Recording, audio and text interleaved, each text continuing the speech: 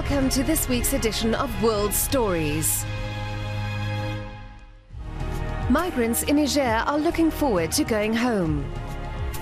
Women campaigning for Donald Trump.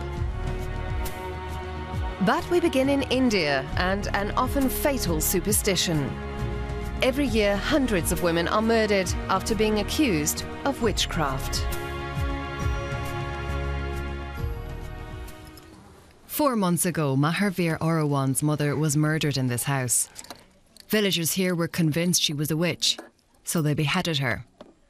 Orawan, a migrant worker, was away helping support the family.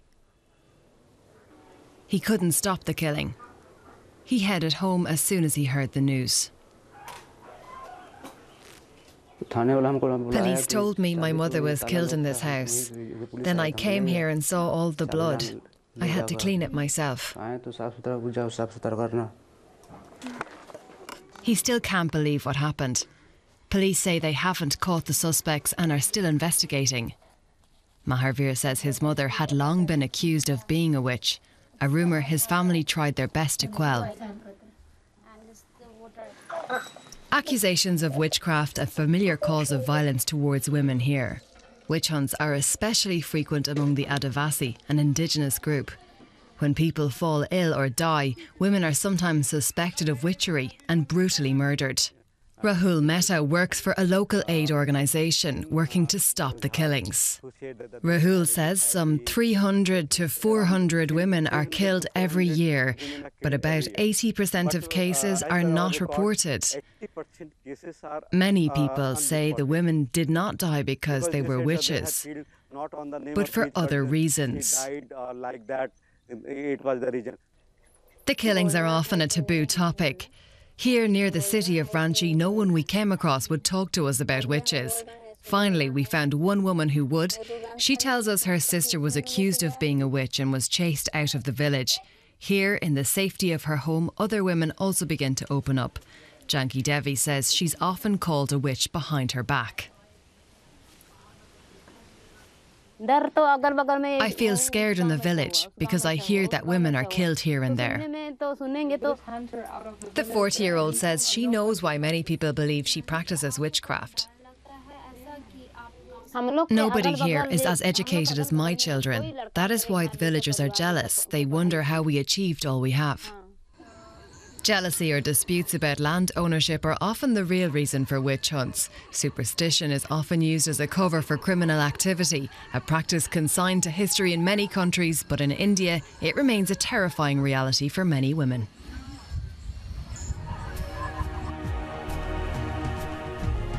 To Africa next, and the desert town of Agadez in Niger. Long a focal point for migrants seeking to make the journey to Europe, many are now changing their minds.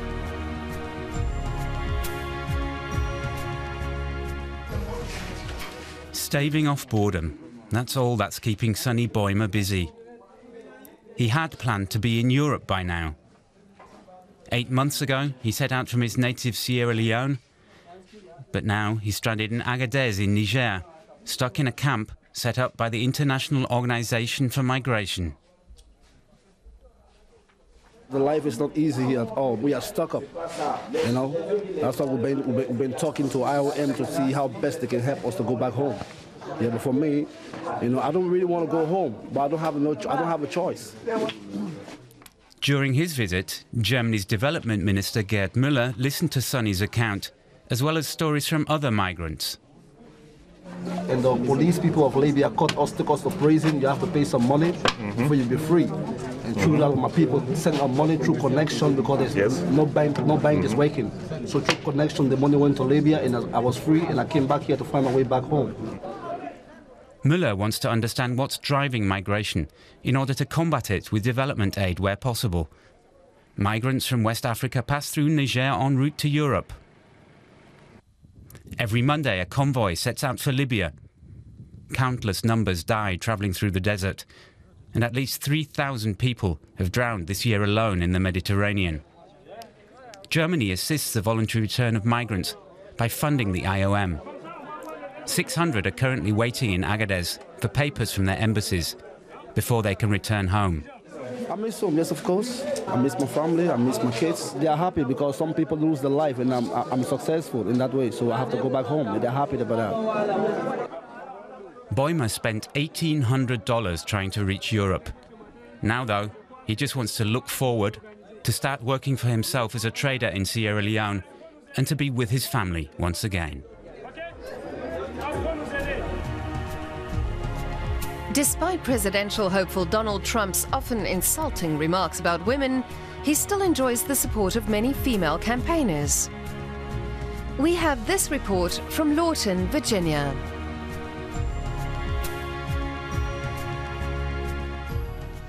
Just outside Washington in Lawton, Virginia, is a prosperous little corner of America. This is home to Alice Butler Short, the brains behind Virginia Women for Trump. Her mission, persuading women across this battleground state to overlook Trump's faults and embrace him too. If he's a little crude sometimes, frankly, we don't care. We don't care. We want him to fix things. We want him to fix it. It's more important that he fix this country than it is that every word out of his mouth is politically correct. We've had it with that. We've had it. Alice has seen the world. Born in Ireland, she's lived in faraway places from Hong Kong and Singapore to Somalia. Her home and garden are full of echoes of that cosmopolitan life. But Alice is every inch an American, with a traditional view of the kind of leadership America needs. Virginia women like strong men with a compassionate heart. That's what we have in Donald J. Trump. We have a strong, brilliant leader with a compassionate heart. Today's a special day. Alice and her friends are heading out to host a tea party. It's a moment to get the grassroots motivated for the final months of the campaign. Everyone is dressed to the nines and ready to have a good time. As the guests stream in, for all the smiles, all is not well in the Trump campaign. After another string of controversies, Trump is sinking in the polls, including here in Virginia. So when it's time to rally the crowd, Alice switches hats. We know he's not a racist. And we know he's not bad to women, or all the other things the liberal media is trying to label him with. The country is weak, bankrupt, we're being invaded by illegals, and Trump is the only guy who seems to understand what the people want. After the speeches are over and the tea and cakes are polished off, we ask people why they think women should vote for Trump and against Hillary Clinton. What really strikes me with Hillary is the fact that she lies. She has lied to Congress. She has lied to our country. I cannot vote for a liar because I have to answer to my children. I think that Donald Trump tends to get full of himself once in a while. I don't think he's got a problem with women. I think a lot of that is just blown out of proportion, and I think a lot of that is just the other side yakking. Wherever that yak comes from, Alice knows that it's not going to stop. She's getting ready for a hard battle ahead.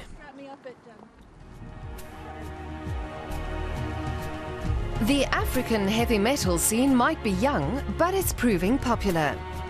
One band, Overthrust from Botswana, has just performed at the Wacken Festival in Germany. Rock on!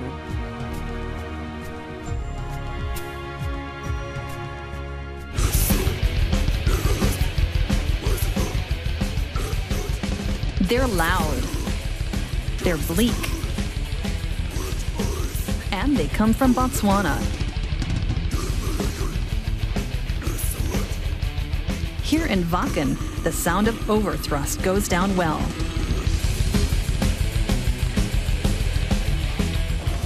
It's the musicians' first trip outside of Africa. And they've headed straight to the biggest metal festival in the world.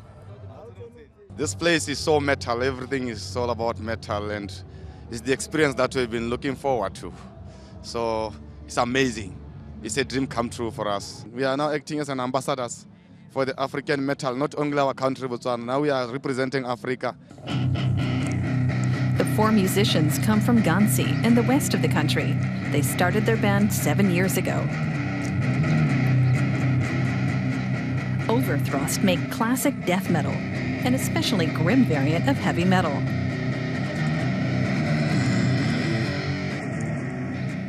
Their songs deal with death, purgatory, and false preachers. Europeans may no longer be shocked, but people in their home country of Botswana just don't get it. We didn't give up to Overthrust. We just realized that, okay, fine, maybe they need a wisdom. They need that kind of education, that maybe they have to understand that metal, rock, or rock and roll, it's actually a music, maybe with fashion. There's nothing to do with religion.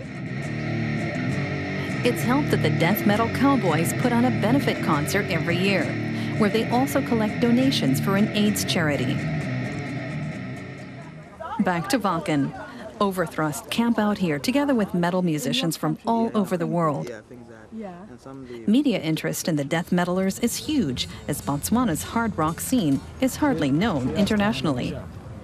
It's a good thing to know that we are actually exchanging cultures and getting to know each other, and through metal scene people will be able to know our country, not only like in football tournaments and other stuff.